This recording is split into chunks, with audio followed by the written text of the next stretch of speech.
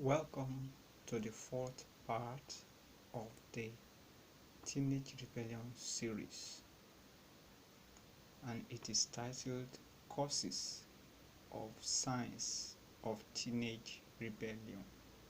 We are going to look at the things that are responsible for those behaviors that were mentioned in part 3 as signs of teenage rebellion. Now, two things actually are responsible for this behavior we talk about, and this behavior, the two things are: number one, nature. You see, nature happens to be the natural factors. So under this we'll be considering three things. I've mentioned the first one, which is the prefrontal cortex. I've explained it as that thing that enables them to have the ability or develop the ability to reason, to think, to solve problems on their own, to be independent. Then that is one under natural factor. Under natural factor, number two is genetics or genes. That is the things that are inherited from parents. Children, teenagers inherit from their parents. In this case, I'm looking at behavior, not other physical things, but behavior. Maybe like somebody who likes talking to all the time, that's a talkaholic. It could be an instance. It could be that somebody that is brilliant, that is part of it. It could be somebody that is disruptive, fighting, somebody who loves education, or somebody who likes athletic things. That is under genetics. Then also the other number three factor that is responsible is what we call physical change in the body, or hormonal changes within the body. Hormones are the chemical substances within the body. They are responsible for making somebody to either be hyper or hypo, whichever way it applies. That is, you are very active about something, or you are less active.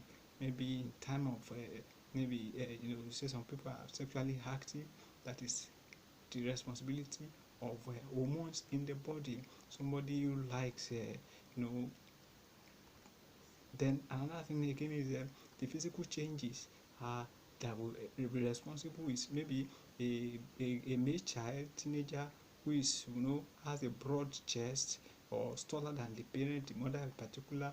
The behavior it will kind of exhibit will his behavior that will make him feel he can disobey the mother, or probably bully others. So that is what things that cause this misbehavior, disobedience to rule and flouting of rule in terms of the natural factors. But all these natural factors are just within the body of any teenager. They need something else, like something like a motor that will help them to show forth in the physical.